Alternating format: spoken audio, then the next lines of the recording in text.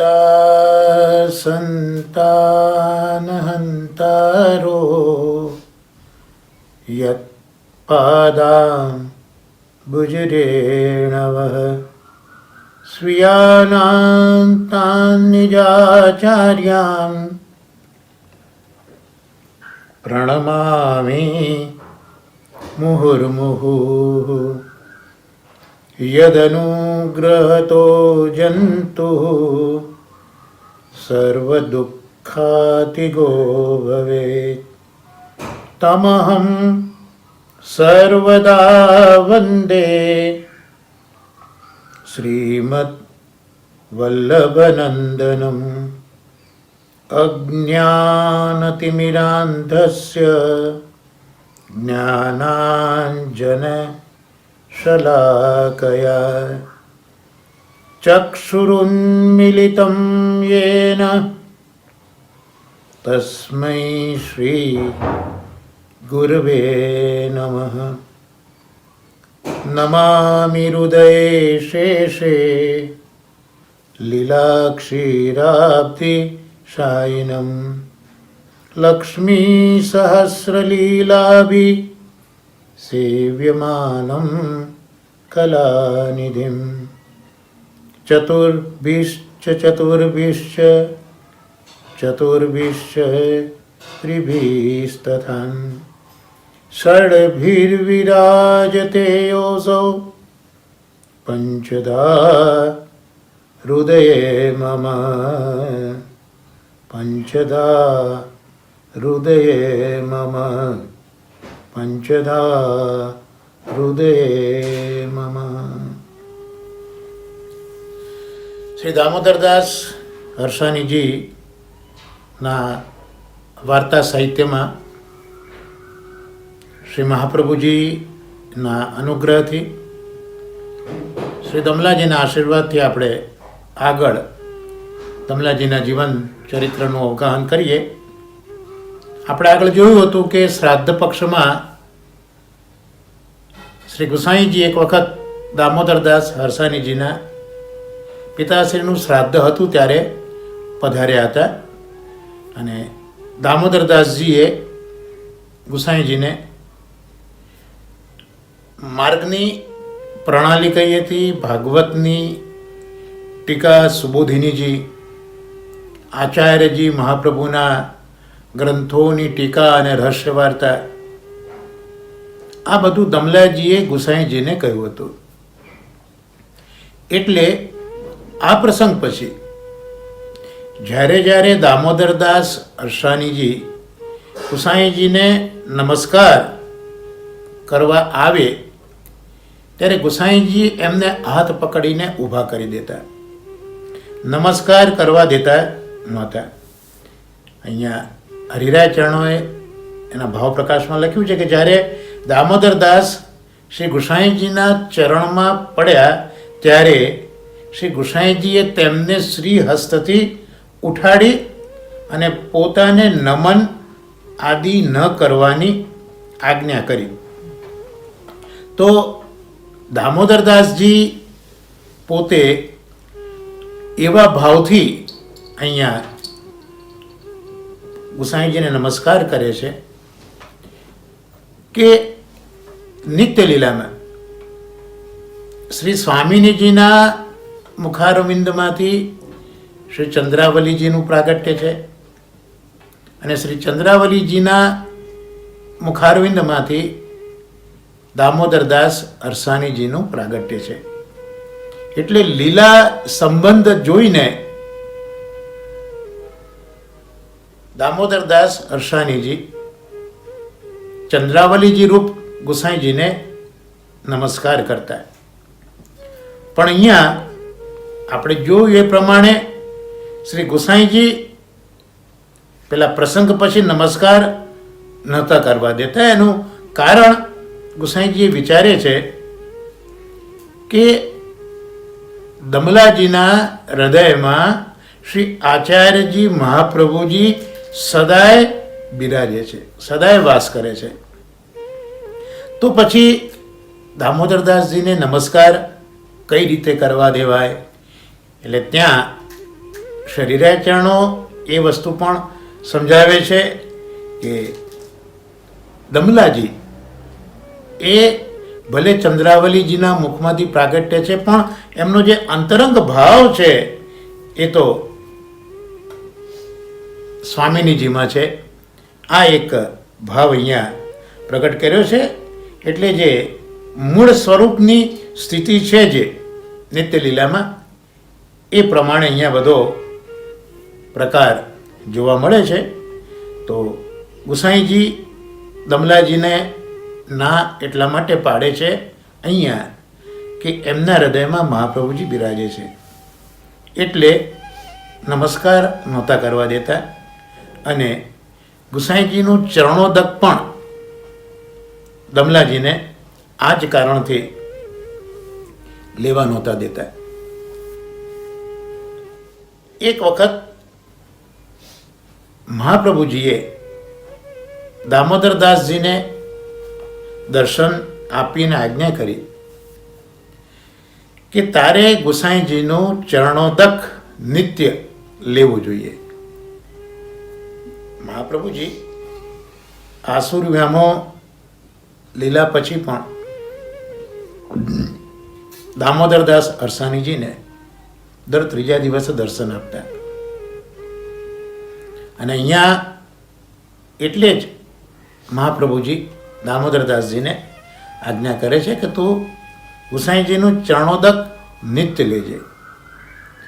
એટલે સવારના દામોદરદાસ ગુસાઈજીની પાસે આવે છે અને ગુસાઈજી પાસે ચરણોદક માગે છે. એટલે ગુસાઈજી ચરણોદક આપવાની ના પાડે છે. ત્યારે દામોદરદાસ શ્રી ગુસાઈજીને કહે છે કે મને તો મહાપ્રભુજીની આજ્ઞા થઈ છે, એટલે આચાર્યજીનું દર્શન થયું છે અને કહ્યું છે કે તું ચરણોદક લેજે. ત્યારે ગુસાઈજીએ ચરણોદક આપ્યું છે.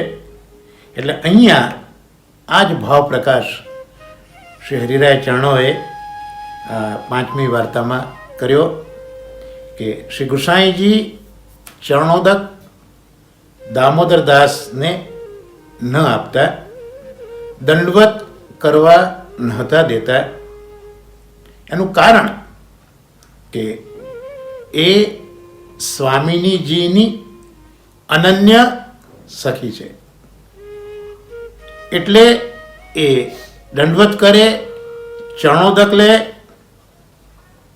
તો સ્વામિનીજીનું લે, કારણ કે સ્વામિનીજીની અનન્ય સખી નિત્યલીલામાં છે. એટલે એ નિત્યલીલાનો ભાવ જ અહીંયા ભૂતલ ઉપર પ્રદર્શિત કરે છે. એટલે દામોદરદાસ આના માટે હઠ નથી કરતા. નહીં તો ના પાડે તો દામોદરદાસે હઠ કરી હોત કે મારે જોઈએ છે, હું તો લેવાનું છું. પણ ગુસાઈજીએ ના પાડી, દામોદરદાસજીએ હઠ ન કરી, ચરણોદક ન લીધું. એનું આ રહસ્ય શ્રી હરિરાય ચરણો આવી રીતે અહીંયા પ્રગટ કરે છે, નિત્ય લીલાના સંબંધ, નિત્ય લીલાના ભાવથી. હવે એટલે મહાપ્રભુજી દામોદરદાસને સમજાવે છે કે તું ગુસાઈજીનો ચરણોદક લેજે, દંડવત પણ કરજે, કારણ કે શ્રી ગુસાઈજીના હૃદયમાં હું બિરાજું છું. સ્વવંશે સ્થાપિત અશેષ મહાત્મ્ય. શ્રી ગુસાઈજીના હૃદયમાં હું જ બિરાજું છું અને આ મારું સ્વરૂપ જ મેં આ રીતે પ્રગટ કર્યું છે. અને અમે શાસ્ત્રો પણ કહે છે કે આત્મા જ પુત્ર રૂપે પ્રગટ થતો હોય છે. શ્રી મહાપ્રભુજી અહીંયા દમલાજીને સમજાવે છે કે આ મારું જ સ્વરૂપ છે શ્રી ગુસાઈજી, અને મેં જ પ્રગટ કરેલું છે. ત્યારે દામોદરદાસ શ્રી ગુસાઈજીને આ ભેદ કહે છે. અહીંયા ભેદ એટલે આ જ ભેદ. કયો ભેદ? કે નિત્ય લીલાનો સંબંધ.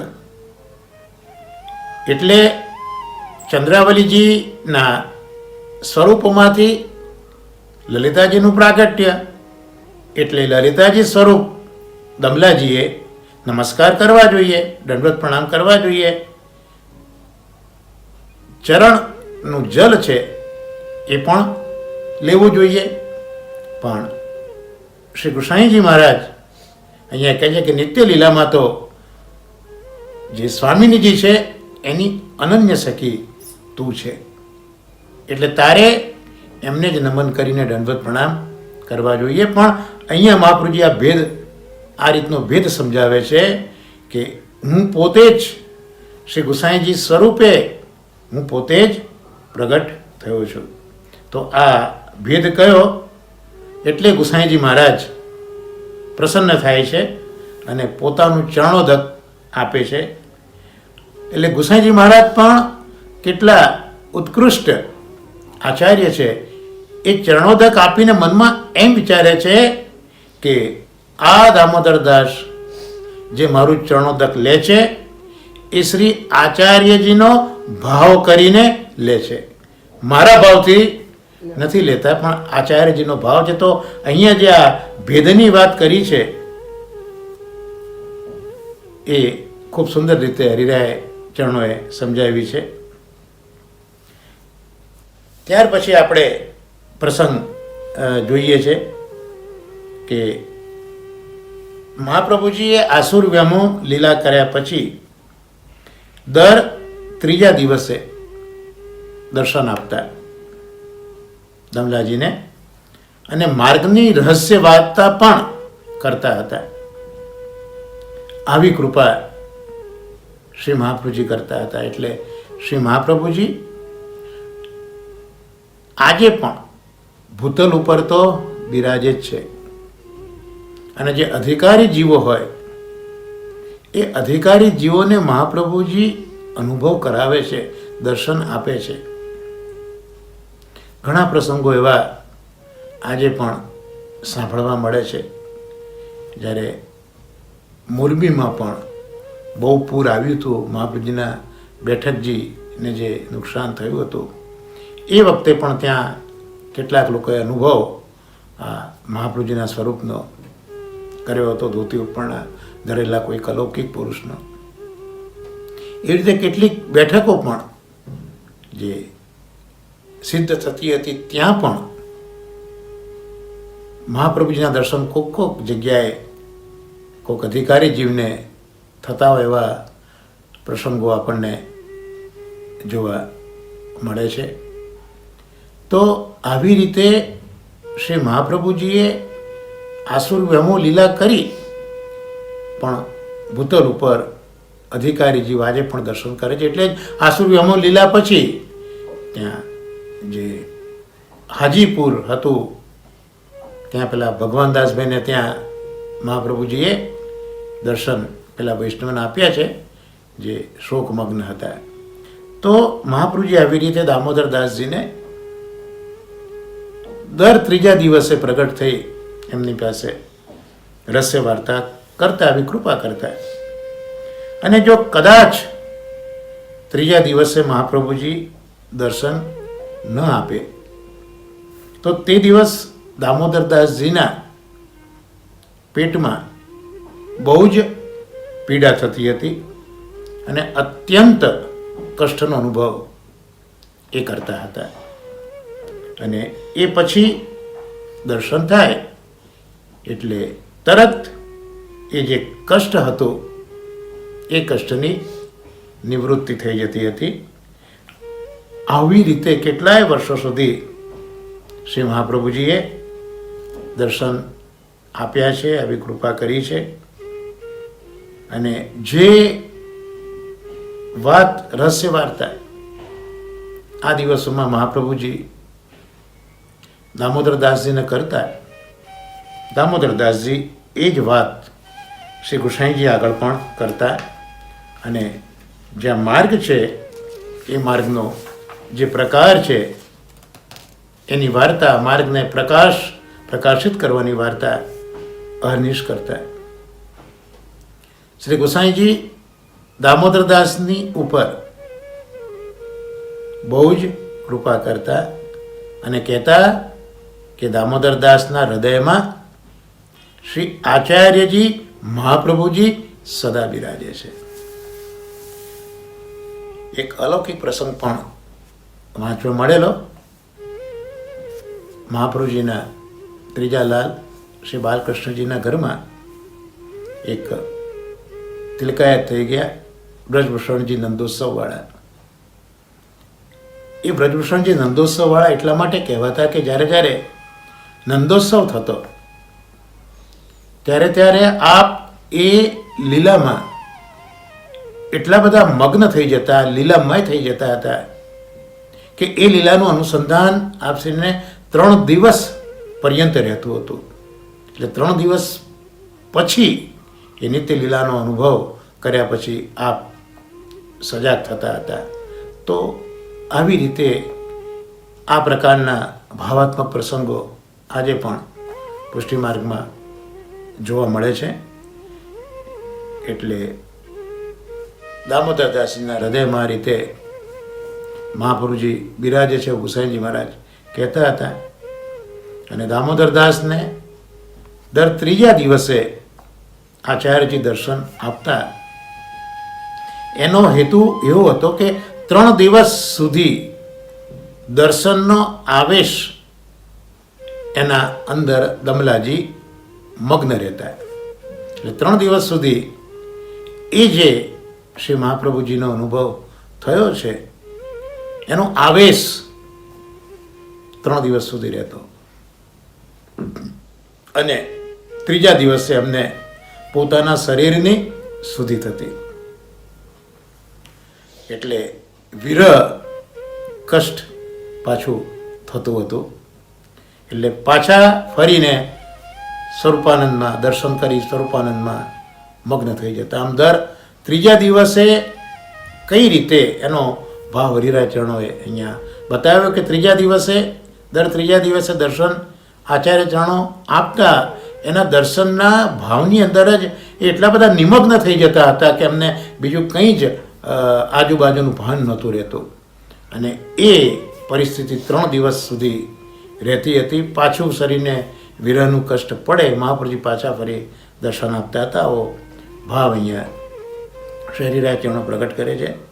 ત્યાર પછી એક વાર્તા પ્રસંગ એવો આવે છે કે દામોદરદાસ ગાદી દબાવીને બેસતા એવું ઉલ્લેખ વાર્તા સાહિત્યમાં છે 7મા પ્રસંગમાં. કે પહેલાં જે દામોદરદાસજી છે એ દામોદરદાસજી ગુસાઈજીની અડધી ગાદી દાબીને બેસતા. એક દિવસ આચાર્યજી મહાપ્રભુજી આ જોયું. એટલે આ જે પ્રસંગ બન્યો છે એ જ્યારે ગુસાઈજી નાના હતા તે વખતનો પ્રસંગ છે. એટલે ગુસાઈજી બિરાજ્યા હશે નાની ઉંમરમાં અને દામોદરદાસજી આવી રીતે ગાદી દાબીને બેઠા. આવા શબ્દોનો પ્રયોગ કર્યો છે વાર્તા સાહિત્યમાં. તો એક દિવસ મહાપ્રભુજીએ એ જોયું. એટલે મહાપ્રભુજીએ દામોદરદાસને પૂછ્યું કે દમલા તું ગુસાઈજીને શું કરીને જાણે છે? ત્યારે દામોદરદાસે કહ્યું કે મહારાજ હું તો એમને તમારા પુત્ર તરીકે જાણું છું. ત્યારે આચાર્યજી મહાપ્રભુજી દામોદરદાસને કહે છે કે જેમ તું મને જાણે છે, જેમ તું મને જાણે છે એ જ રીતે આના સ્વરૂપને પણ જાણજે. જો શ્રી ગોકુલનાથજીની બાળ લીલાનો પણ વિચાર કર્યો તો આ પ્રસંગ બન્યો છે. શ્રી ગુસાઈજીના સૈયાજી ખવાસે તૈયાર કરેલા અને શ્રી ગોકુલનાથજી મહારાજ એના ઉપર આવીને બિરાજ્યા. એટલે સૈયાજી બગડે એ હેતુથી પેલા ખવાસે એમને નીચે ઉતારી દીધા. અને ગુસાઈજી જ્યારે ભોજન લઈને પધાર્યા ત્યારે શ્રી ગોકુલનાથજી બાલ્યાવસ્થામાં ખૂબ નિરાશ હતા. તો ગુસાઈજીએ પૂછ્યું કે શું થયું, કેમ આવા ઉદાસ છો? કોઈએ જવાબ ન આપ્યો. ત્યારે એ ઘટના જે વૈષ્ણવે જોઈ હતી એમણે કહ્યું કે ભાઈ આવું થયું, આ સૈયા ઉપર બિરાજ્યા હતા અને ખવાશે એમને ના પાડી. તો ગુસાઈજી મહારાજે એ જે સૈયાજી હતા એને તોડીને નવા સૈયાજી મંગાયા. કારણ કે મારું સ્વરૂપ અને આ બાળકનું સ્વરૂપ એ એક જ છે એવો બોધ શ્રી ગુસાઈજી આ પ્રસંગમાં પ્રગટ કર્યો છે. એવું આપણે જોઈ શકીએ છીએ શ્રી ગોકુલનાથજીના જીવન ચરિત્રમાં. એવી રીતે અહીંયા પણ શ્રી મહાપ્રભુજી દમલાજીને કહે છે કે તું મને જેમ જાણે છે એ જ રીતે આ સ્વરૂપને જાણજે. અહીંયા આપણા વાર્તા સાહિત્યમાં જે આપણી પાસે પુસ્તકો છે એમાં એનો ભાવ પ્રકાશ નથી કર્યો, પણ રહસ્ય વાર્તામાં શ્રી હરિરાય ચરણો અહીંયા આ પ્રસંગને આ રીતે લખે છે. આ જ પ્રસંગને કે આ જે પ્રસંગ બન્યો એ લગભગ સંવત 1580ના અરસામાં બનેલો છે. આવું શ્રી હરિરાયજી મહાપ્રભુજી અહીંયા રહસ્ય પ્રગટ કરે છે. જ્યારે ગુસાઈજી 8 વર્ષના હતા. હવે અહીંયા જે ગાદી દાબીને બેસતા એવા શબ્દો છે. હવે પ્રાચીન જે તમામ હસ્તલિખિત પુસ્તકો છે એમાં આ જ શબ્દો જોવામાં આવે છે. એનો ગુજરાતી અનુવાદ આવી રીતનો અનુવાદ કરનારાઓએ કર્યો કે અડધી ગાદી ઉપર બેસતા. પેલું અડધી ગાદી દબાવીને બેસતા એનો અર્થ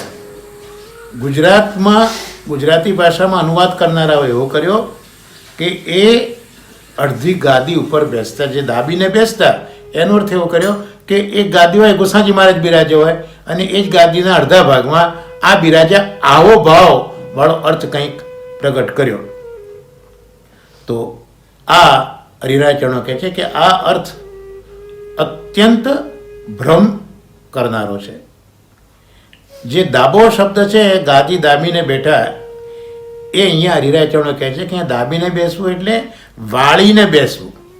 એટલે ગુસાઈજી મહારાજ જે બિરાજતા ગાદી ઉપર એનો જે ભાગ બાકી રહેતો એને વાળીને દામોદરદાસજી બેસતા એવું આપ સમજવા માગે છે. એનો અર્થ એ થયો કે દામોદરદાસજી શ્રી ગુસાઈજીની અડધી ગાદી વાળીને પાસે બેસતા. જો કે અહીંયા કહે છે કે આ વસ્તુ પણ યોગ્ય તો નથી જ, કારણ કે એમાં જે દાસ ભાવ છે એ દાસ ભાવની હાનિ છે. એટલે આ દાસ્ય ભાવને જણાવવા માટે જ આચાર્યજીએ એમને ટોક્યા હતા. આ અહીંયા જે અડધી ગાદી દાબીને એનો ભાવ પ્રકાશ અહીંયા કર્યો છે. એટલે ભલે એ સાથે નહોતા બેસતા પણ એ ગાદીને વાળીને એમની સાથે જ બેસતા બીજી બાજુ.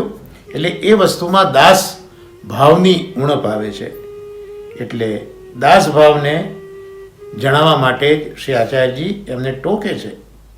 અને આપણે આમ લોકમાં પણ જોઈએ તો પિતાના જે મુખ્ય માનનીય સેવક એ પુત્રની બરોબરનું માન પ્રાપ્ત કરી શકે છે. જે મુખ્ય સેવક છે એ પિતાના પુત્ર જેવું જ માન પ્રાપ્ત કરી શકે છે. એટલે રાજદ્વારમાં પણ આ વસ્તુ દેખાય છે. અને વેદોક્ત એટલે અહીંયા શ્રી દામોદરદાસજીની જે આ વર્તણૂક છે એના ઉપર આ વસ્તુ સમજાવી છે. અને વેદથી પણ એવું કહ્યું છે કે પટશિષ્ય હોય અને પુત્ર હોય એનો એક સમાન અધિકાર છે. પટ્ટશિષ્ય અને પુત્ર એનો સમાન અધિકાર છે, આવું વેદમાં કહ્યું છે. એટલે શિષ્યને પુત્રવત કહેલો છે. પણ અહીંયા શ્રી મહાપ્રભુજી એ બતાવવા માગે છે કે અહીંયા મારા વંશમાં તો હું જ બિરાજું છું, સવંશમાં શ્રી આચાર્યજી જ બિરાજે છે. એટલે આચાર્યજીની સમાન તો દાસ્ય ભાવનું જ અનુકરણ કરવું જોઈએ. દાસ્ય ભાવ ત્યાં આચાર્યજીની સન્મુખ આપણે બતાવવો જ જોઈએ, નહીં તો દાસ્ય ભાવમાં ત્રુટિ આવે. ને પુષ્ટિ માર્ગમાં જે કંઈ છે તે દાસ્ય ભાવ જ છે.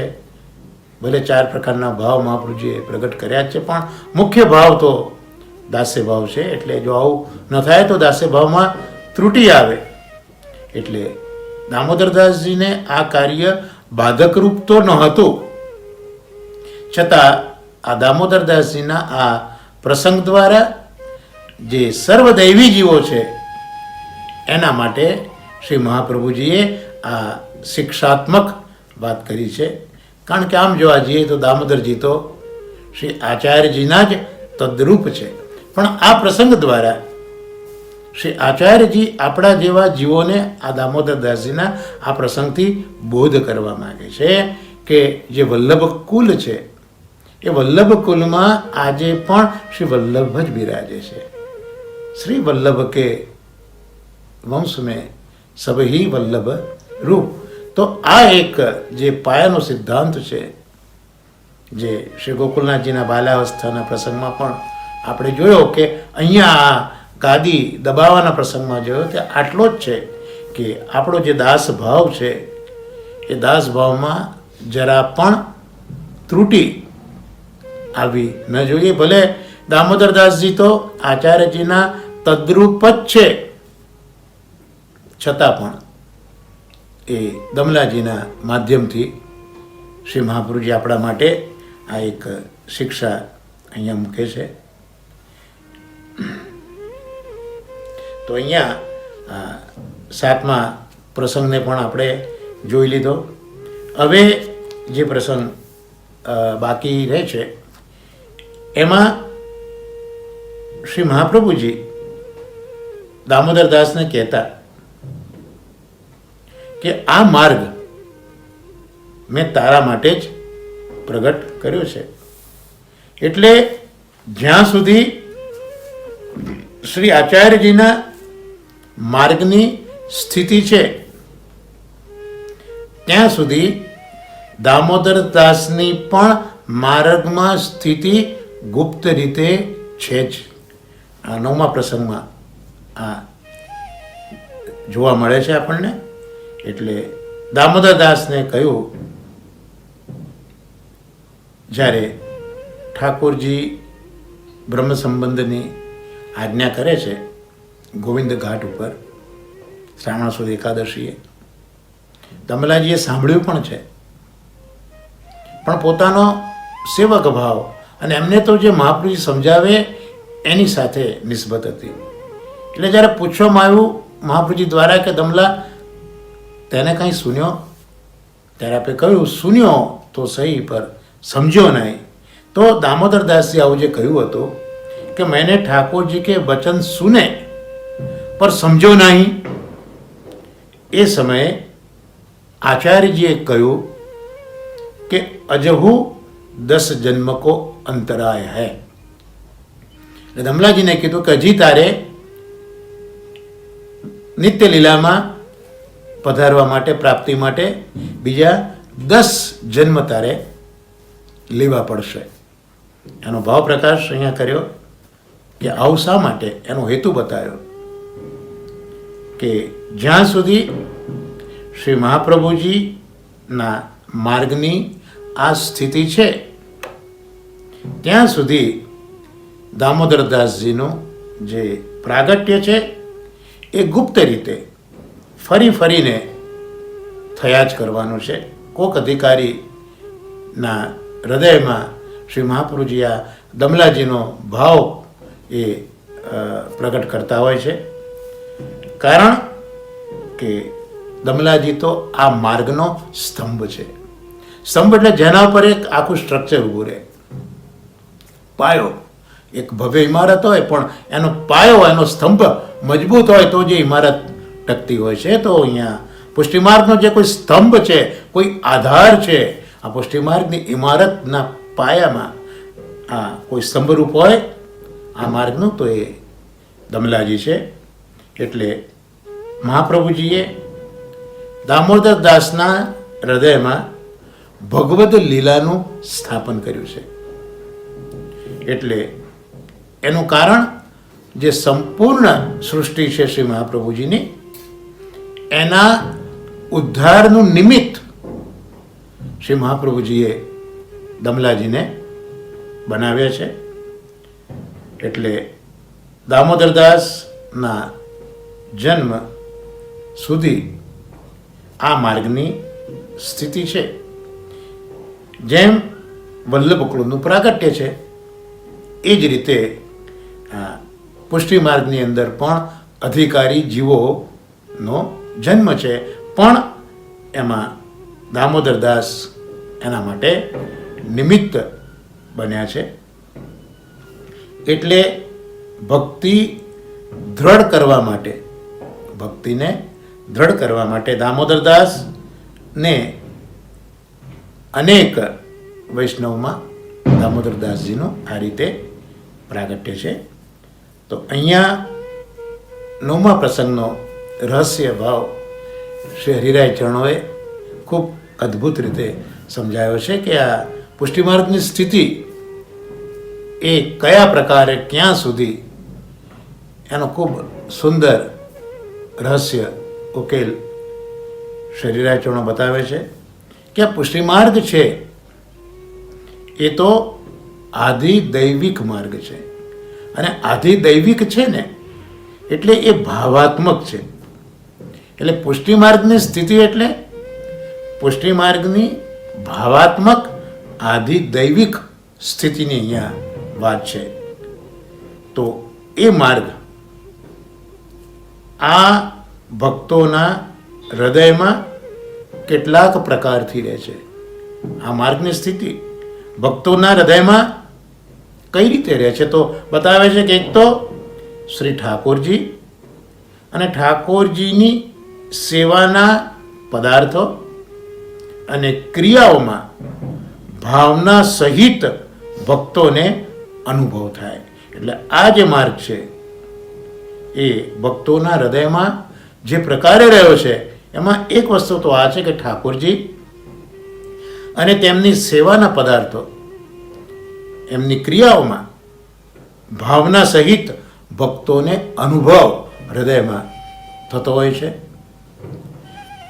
યમુનાજી પણ જે સિદ્ધિઓ આપે છે એમાં આ તો સિદ્ધિ છે જ કે આપણું શરીર સેવાને યોગ્ય બને, પણ પછી પ્રભુની લીલાના દર્શન થાય, અને ત્રીજું એ લીલાનો અનુભવ પણ આપણે થાય. એટલે આપણે એક લીલાના એ ભાગ બની ગયા એવું સિદ્ધિનું દાન પણ યમુનાજી કરે છે. તો વૈષ્ણવોના હૃદયમાં આવો અનુભવ થાય. બીજું, ગોસ્વામી બાલકોમાં અને તેમની પ્રત્યેક ક્રિયામાં શ્રી આચાર્યજીના આધિદૈવિક સ્વરૂપનો અનુભવ. પહેલાં ઠાકોરજી અને એમના પરિકર અને લીલાનો અનુભવ હૃદયમાં, હવે શ્રી મહાપ્રભુજી અને મહાપ્રભુજીના જે બાળકો છે એમાં પણ આ આધિદૈવિક સ્વરૂપનો અનુભવ. ત્યાર પછી વૈષ્ણવો, તો વૈષ્ણવોમાં અને તેમની ક્રિયાઓમાં લીલા સૃષ્ટિની ભાવનાનો પ્રત્યક્ષ અનુભવ. એટલે આ વૈષ્ણવમાં પણ આ અનુભવ કરવાનો, અને વ્રજ છે, ગિરિરાજજી છે, જમનાજી છે, શ્રી ગોકુલ છે, વ્રજવાસીઓ છે, એમાં પણ લીલાના આધિદૈવિક સ્વરૂપની ભાવનાનો અનુભવ કરવો. તો આ 4 પ્રકારથી જે અનુભવ થાય છે, તો એ પ્રગટ થયેલા આધિદૈવિક પુષ્ટિ માર્ગનો અનુભવ એક પણ ભક્તને છે ત્યાં સુધી આધિદૈવિક પુષ્ટિ માર્ગની સ્થિતિ ભૂતલ ઉપર છે. ખૂબ રહસ્ય હરિરાય ચરણે બતાવી દીધું કે પુષ્ટિ માર્ગની સ્થિતિ ક્યાં સુધી છે. તો આધિદૈવિક પુષ્ટિ માર્ગની સ્થિતિ ભૂતલ ઉપર ત્યાં સુધી કે જ્યારે હૃદયમાં ઠાકોરજીના જે લીલાઓ છે, ઠાકોરજીમાં ઉપયોગી પદાર્થો છે, એમાં એ સ્વરૂપોનો ભાવ હૃદયમાં રહે. શ્રી મહાપ્રભુજી અને મહાપ્રભુજીના વંશજોમાં એ જ આધિદૈવિક મહાપ્રભુજીનો ભાવ હૃદયમાં રહે. વૈષ્ણવ અને વૈષ્ણવની ક્રિયામાં પણ એ જ એમના આધિદૈવિક સ્વરૂપનો ભાવ રહે. અને જે વ્રજ પરિકર છે એ વ્રજ પરિકરમાં પણ એ આધિદૈવિક સ્વરૂપની ભાવના હૃદયમાં રહે. તો જ્યાં સુધી આ 4 પ્રકારની આધિદૈવિક ભાવનાઓ હૃદયમાં છે ત્યાં સુધી પુષ્ટિ માર્ગની સ્થિતિ ભૂતલ ઉપર છે જ. પણ પછી ક્રિયાત્મક અને જ્ઞાનાત્મક માર્ગની જ વિદ્યમાનતા રહેશે. પછી પુષ્ટિમાર્ગ રહેશે, પણ જે આ આધિદૈવિક સ્વરૂપ છે એના બદલે માત્ર પુષ્ટિમાર્ગનું ક્રિયાત્મક સ્વરૂપ અને જ્ઞાનાત્મક સ્વરૂપ એટલું જ વિદ્યમાન થશે. એનું રહસ્ય શરીરાચરણો ખૂબ જ સુંદરતાથી સમજાવે છે કે ભાઈ આધિદૈવિક સ્વરૂપ તિરોધાન કેમ થયું. અહીંયા આપ ફોરકાસ્ટ કરે છે કે પછી ભૂતલ ઉપર પુષ્ટિમાર્ગનું આધિદૈવિક સ્વરૂપ નહીં દેખાય, પણ પુષ્ટિમાર્ગનું જ્ઞાનાત્મક સ્વરૂપ અને ક્રિયાત્મક સ્વરૂપ એટલે ભૌતિક સેવા જે કરીએ છીએ તે, અને જ્ઞાનાત્મક સ્વરૂપ એટલે શુદ્ધાદ્વૈતનો સિદ્ધાંત. તો આધિદૈવિક જે સ્વરૂપ છે એ પુષ્ટિમાર્ગમાં તિરોધાન થવાનું કારણ આપશ્રીએ ખૂબ જ ટૂંકાણમાં પણ હૃદયને સ્પર્શી જાય, અસર કરી જાય એવી વાત આપશ્રી કરે છે કે તિરોધાનનું કારણ ભાવાત્મક ગ્રંથોનું વિસ્મરણ થાય તે.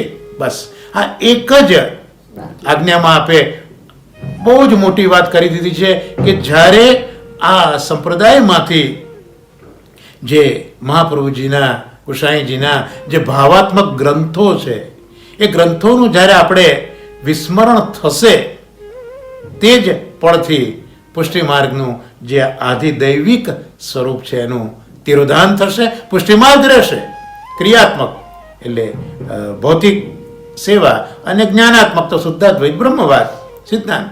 પણ જે આધિદૈવિક સ્વરૂપ છે, જે પ્રભુને માણવાના છે, પ્રભુને જાણવાના છે, એ સ્વરૂપ તો તિરોધાન થશે. એટલે જ શ્રી મહાપ્રભુજીએ આસુર વ્યામો લીલા વખતે કહ્યું કે યદા બહિર્મુખા યુયમ ભવિષ્યત કથંચન તદા કાલ પ્રવાસતા દે ચિત્તાદયોપ્યુત સર્વથા ભક્ષયિષ્યંતિ યુષ્માનિતિ મતિર્મમ.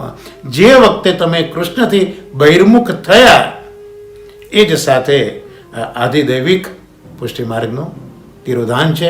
એટલે જ શ્રી કૃષ્ણથી બહિર્મુખ ન થતા એવી આજ્ઞા આચાર્ય ચરણોએ આ શિક્ષા શ્લોકમાં કરી છે.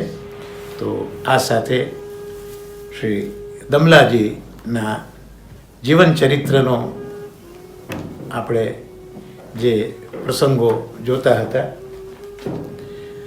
તે શ્રી મહાપ્રભુજીની અનુગ્રહથી, દમલાજીની આડીથી આજે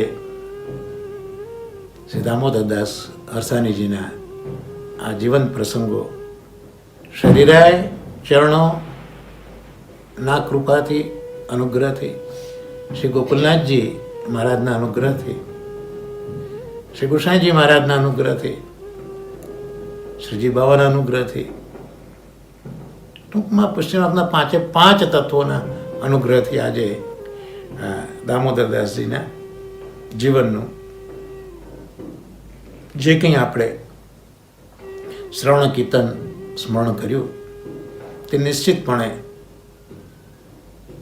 દામોદરદાસજીના ચરણ કમલમાં જે મહાપ્રભુજીના તદ્રૂપ છે એવું હરિરાયજી આજ્ઞા કરે છે.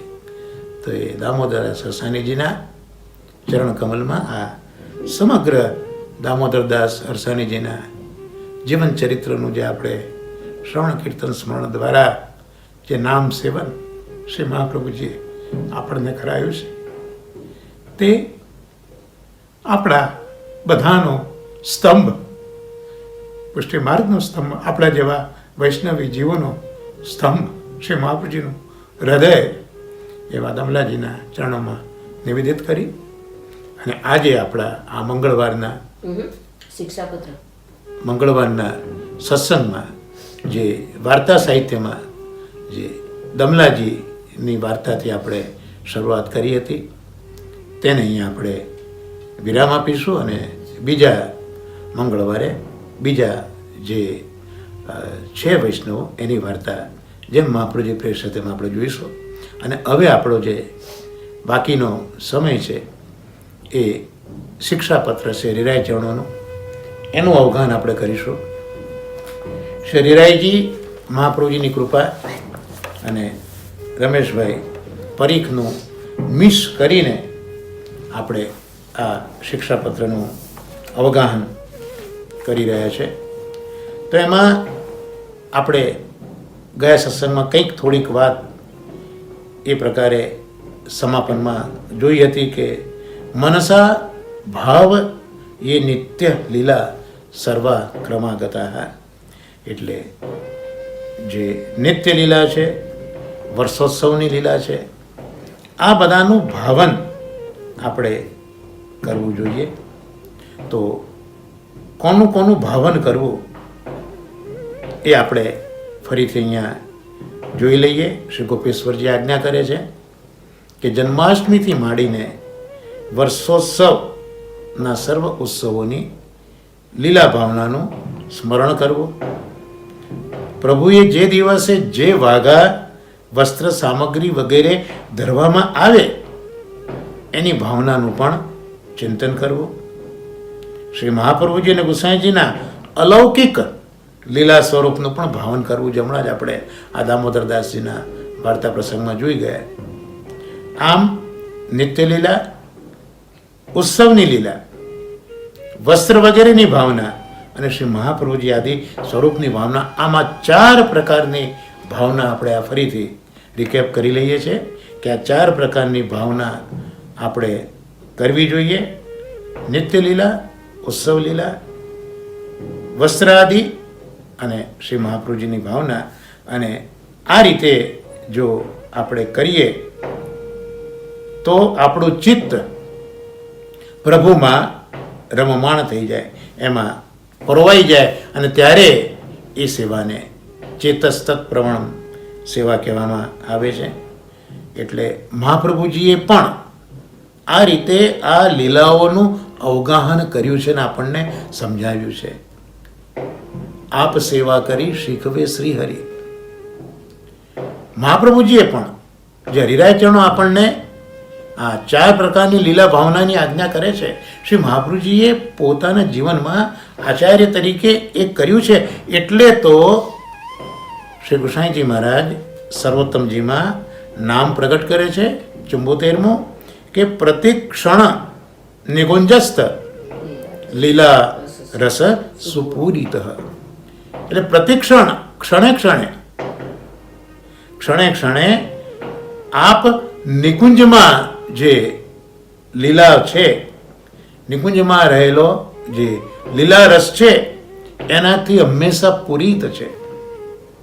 એટલે આપ એમાં જ મગ્ન નિમિત્ત રહેશે. અને એટલે જ જ્યારે પરમાનંદ દાસજીની ઈચ્છા થઈ હતી વ્રજયાત્રાની, મહાપ્રભુજી કનોજમાં બિરાજ્યા પરમાનંદ દાસજીને ત્યાં, અને ભોજન પછી આ બિરાજ્યા છે. પરમાનંદ દાસજીને કીર્તન કરવાની આજ્ઞા કરીને પરમાનંદ દાસજીને લાગ્યું કે અત્યારના શ્રી મહાપ્રભુજીને લીલાનું કંઈક સાંભળવું છે. એટલે આપે કીર્તન કરેલું હરિ તેરી લીલા કી સુધી આવે.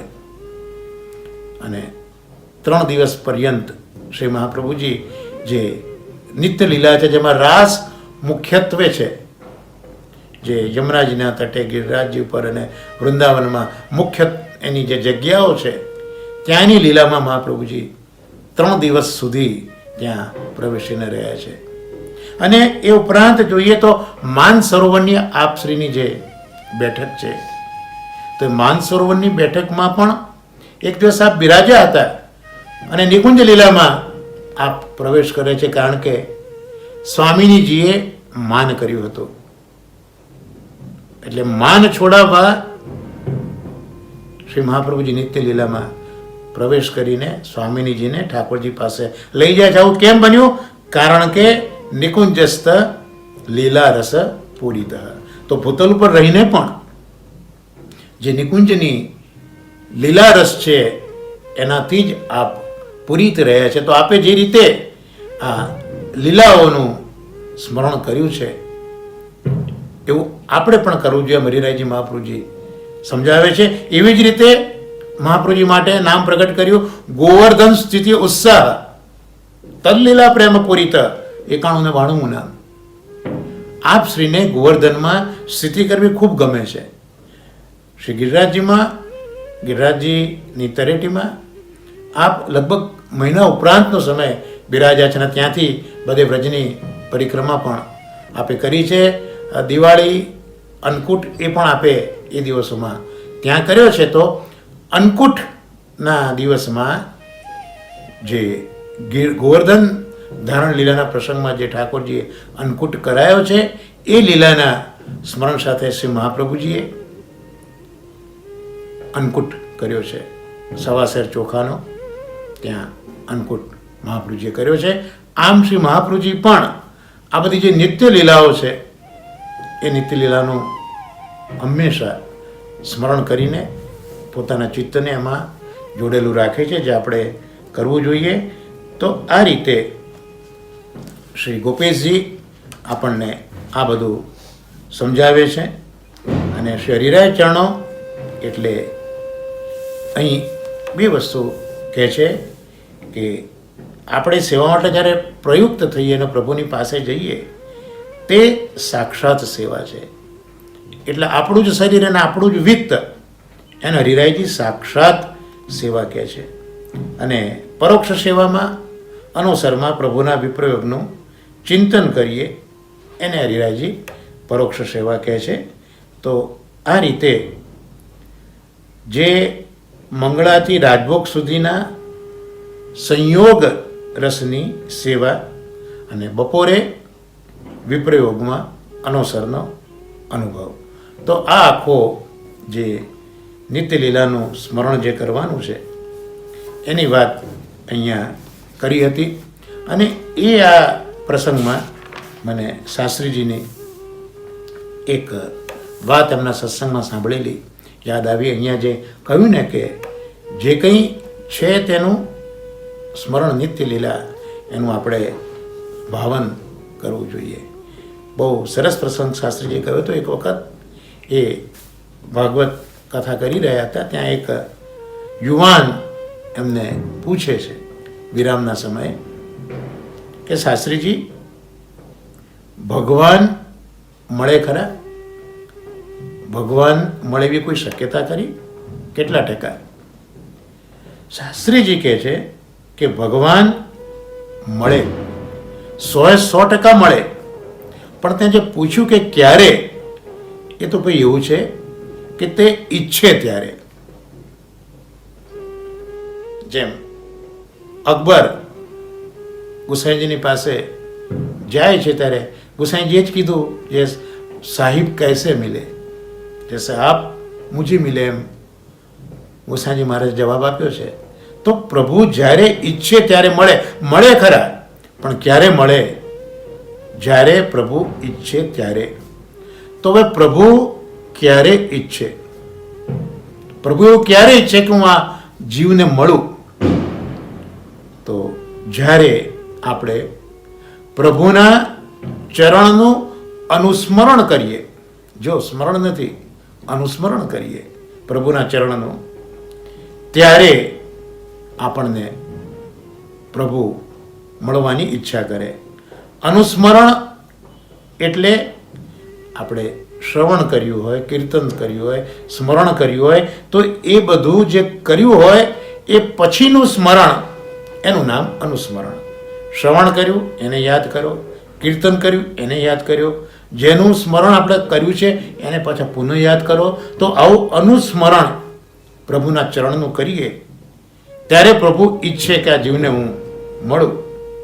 એનું સુંદર પ્રમાણ ભાગવતના પ્રથમ સ્કંદમાં નારદજીના જીવનમાં જોવા મળે છે કે નારદજી પોતે જ્યારે એમના માતા એ સર્પદંશથી મૃત્યુ પામ્યા, હવે એમને નારદજીને એમની માની જ કોઈ ચિંતા નહોતી રહી, અને નારદજી પોતે નીકળી પડે છે ઉત્તર દિશા તરફ. તો રસ્તામાં નારદજીને ઠાકોરજી દર્શન આપે છે. નારદજીને દર્શન આપે, નારદજી તો ભાવ વિભોર થઈ ગયા. અને એ દર્શન આપ્યા પછી ઠાકોરજી તો અંતર્ધાન થયા. નારદજીને ફરીથી એ દર્શન થાય, પ્રભુ મળે એવો નારદજીએ પ્રયાસ કર્યો, ખૂબ પ્રયાસ કર્યો, પણ એ સફળ ન થયો. એટલે એક વખત દર્શન તો પ્રભુએ કૃપાથી આપી દીધું, બીજી વાર ન થયું. પ્રયત્ન કરવા છતાં ન કર્યું. પહેલી વાર નારદજીનો પ્રયત્ન નથી, પ્રભુની ઈચ્છા હતી, આના દર્શન આપ્યા છે. હવે નારદજીની ઈચ્છા છે પણ પ્રભુ પ્રગટ નથી થતા. પણ પ્રભુની વાણી સંભળાય. પ્રભુએ પોતાની વાત કરવી હોય ને તો ઘણી વખત એ સ્વપ્ન દ્વારા પણ કહે, કોઈ ભગવદીય દ્વારા પણ કહે, આકાશવાણી પણ કરે, અને જો કૃપાળુ હોય તો સાક્ષાત આવીને પણ કરે. જેમ પેલા રૂપા પોળિયા હતા, એ રૂપા પોળિયાને ભૂખ લાગી હતી તો ઠાકોરજીએ લાત મારીને જગાડ્યું છે કે મને ભૂખ લાગી છે. તો આ તો ઠાકોરજી કોને કઈ રીતે જતાવે એ પણ ઠાકોરજીની ઈચ્છા ઉપર છે. તો નારદજીને પ્રભુની વાણી સંભળાઈ, અને એ વાણીએ શું કહ્યું? નારદજીને કીધું કે આ જન્મમાં તું મારા દર્શન કરવા માટે યોગ્ય નથી. બસ. કેમ? જેના અંતઃકરણના દોષ પક્વ થઈ અને પડી ગયા નથી તેવા કુયોગીઓને મારું દર્શન મળતું નથી. ટૂંકમાં જ્યાં સુધી અંતઃકરણમાં દોષ છે ત્યાં સુધી પ્રભુ પ્રાપ્ત થતા નથી. અહીંયા જે કુયોગી શબ્દ વાપર્યો, તો અહીંયા કુ એટલે પૃથ્વી, અને એ પૃથ્વી ઉપર જેટલા સુખ સાહેબી મળે છે એ સુખ સાધન, સંપત્તિ, સત્તા વગેરે મેળવવા જે કોઈ પ્રયત્ન કરે તેને કુયોગી કહેવાય. અહીંયા કુયોગી એટલે યોગ ભ્રષ્ટ એવો અર્થ નથી. ખૂબ સુંદર અર્થ અહીંયા શાસ્ત્રીજીએ સમજાયો છે કે કુ એટલે પૃથ્વી, એટલે પૃથ્વી ઉપરના જે મોજ શોખ છે એ મેળવવા જે પ્રયત્ન કરે છે એનું નામ કુયોગી છે. તો આવા કુયોગીના અંતઃકરણના દોષો પરિપક્વ થઈને પડી જતા નથી, અને માટે એમને દર્શન થતા નથી. એટલે આ વસ્તુને હું મારા પોતાના માટે વિચારું તો હું સમજી શકું કે ભાઈ મારા અંતઃકરણમાં હજી દોષો દૂર થયા નથી. એટલે પ્રભુ સાક્ષાત બિરાજતા હોવા છતાં પણ પ્રભુનો અનુભવ મને થતો નથી, જે અહીંયા નારદજીના પ્રસંગમાં આપણે જોવા મળે છે. એટલે ટૂંકમાં જ્યારે અંતઃકરણ નિર્દોષ થાય ત્યારે જ પ્રભુ માટે પ્રવૃત્તિ થાય છે. પ્રભુ પધાર્યાના માટે પ્રવૃત્તિ કરવી પડે ને. પ્રવૃત્તિની શરૂઆત ક્યાંથી? તો સૌથી પહેલાં અંતઃકરણ છે એ અંતઃકરણને નિર્દોષ કરવાનું છે. અને ઠાકોરજી હવે આગળ જે આકાશવાણી કરી છે એમાં કહે છે કે મેં તને પ્રથમ જે દર્શન આપ્યું ને એ તો મેં મારા પ્રમેય બલથી તને દર્શન આપ્યું છે. એટલા માટે દર્શન આપ્યું કે તને તેની કામના પાછી ફરી થાય, તને પાછી ઈચ્છા મને જોવાની થાય, મને પ્રાપ્ત કરવાની થાય. માટે મેં તને પ્રમેય બલથી પહેલાં દર્શન આપ્યું. હવે તું કામના કર, અને જે મારી કામના કરે છે તેના હૃદયના સર્વ દોષો દૂર થાય છે. આજે હમણાં આપણે હરિરાય ચરણોએ જે લીલા ચિંતનની વાત કરી એ જ આ વસ્તુ અહીંયા આપણને આ શ્રીમદ ભાગવતમાં જોવા મળે છે કે મારી કામના કરે તે હૃદયના સર્વ દોષોને આ રીતે મારી કામના દ્વારા એ દૂર કરતા હોય છે. ત્યાર પછી નારદજી ભગવાનના નામોનું પઠન કરતા કરતા ફરિયાદ કરે છે. નારદજીના ગળામાં સ્વરપેટી છે. નારદજી પાસે જે વીણા છે એ વીણાનું નામ મરહતી છે, અને એ નિત્ય પોતાની સ્વરપેટીમાંથી પ્રભુનું નામ દે છે. શાસ્ત્રીજીએ બહુ સુંદર સમજાવ્યું છે કે જે વીણા નારદજીના હાથમાં છે, આપણા ગળામાં પણ જે સ્વરપેટી છે એમાં 2 તંતુઓ છે, એ પણ પ્રભુએ આપેલી આપણને વીણા છે. તો નારદજી એમના હસ્તમાં રહેલી વીણાના રણત્કારમાં જેમ પ્રભુનું નામ દેતા હતા એમ આપણા ગળામાં પણ આ જે વીણા છે 2 કુર્ચાઓની વોકલ કોર્ડ્સ, તો એ નારદજીની જેમ જ આપણે પ્રભુના ઉચ્ચારણની અંદર એનો વિનિયોગ આપણે કરાવવો જોઈએ. તો નારદજી તો પછી એ પ્રભુના નામનું પાઠ કરતા હતા, અને પ્રભુની જે કલ્યાણકારક જે ગુપ્ત લીલાઓ છે એનું નામ બોલતા બોલતા સ્મરણ કરવા મળ્યા. જો નારદજી પણ ભગવાનની જે લીલાઓ છે એ લીલાઓનું અહીંયા સ્મરણ એ નારદજી કરવા લાગ્યા અને એ રીતે એમનું અંતઃકરણ દૂર થયું. 3 પ્રકારના અંતઃકરણના દોષ શાસ્ત્રીજીએ લખ્યા છે. એક તો રાગદ્વેષ, બીજું એની વાસનાઓ, અને ત્રીજું જે મૂળભૂત અવિદ્યા અજ્ઞાન છે. આ 3 પ્રકારના દોષો છે. અને દોષો કઈ રીતે દૂર થાય પણ બતાવ્યું છે શ્રી મહાપ્રભુજીએ. શાસ્ત્રીજી બતાવે છે જે આપણે સત્કર્મ કરીએ તો જે આપણો રાગદ્વેષ છે એ રાગદ્વેષ દૂર કરવા માટે સત્કર્મ કરવું, જે વાસનાઓ છે એ દૂર કરવા માટે ભક્તિથી ભગવાનનું દર્શન કરવું, અને જે અવિદ્યા છે એને દૂર કરવા માટે જે ભગવજ જ્ઞાન છે એને આપણે પ્રાપ્ત કરવું. તો આ રીતે જે હરિરાય ચરણોએ પહેલા અને બીજા શ્લોકમાં, શિક્ષાપત્રના પહેલા શિક્ષાપત્રમાં જે પહેલા અને બીજા શ્લોક આપણને બતાવ્યા તેનું પણ આજે આપણે આ પહેલા બીજા શ્લોકનું પણ અહીંયા આપણે સમાપન કરીએ છીએ. હવે પાછા નેક્સ્ટ મંગળવારે શિક્ષાપત્ર પહેલાંના 3 અને 4 શ્લોકમાં હરિરાય ચરણો આપણને કયું કર્તવ્ય બતાવે છે તે સમજવાનો પ્રયત્ન શ્રી મહાપ્રભુજીની કૃપાથી, હરિરાય ચરણોના આશીર્વાદથી અને પરમ ભગવદીય રમેશભાઈ પરીખની કહાનીથી સમજવાનો પ્રયત્ન કરીશું.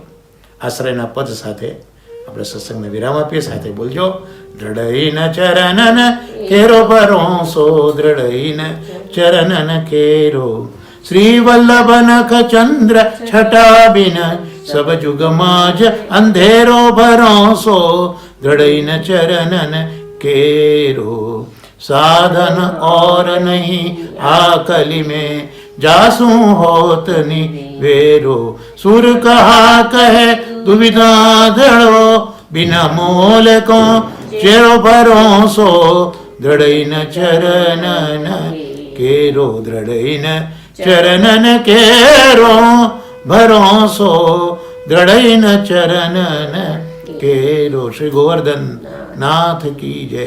श्याम सुंदर श्री हमने महारानी की जय. श्री आचार्य जी श्री महाप्रभु जी की जय. वल्लभ कुल समस्त परिवार की जय. सर्वे वैष्णव ने मारा અને વર્ષાના ભગવત સ્મરણ વંદન. શ્રી વલ્લભાધીશ કી જય.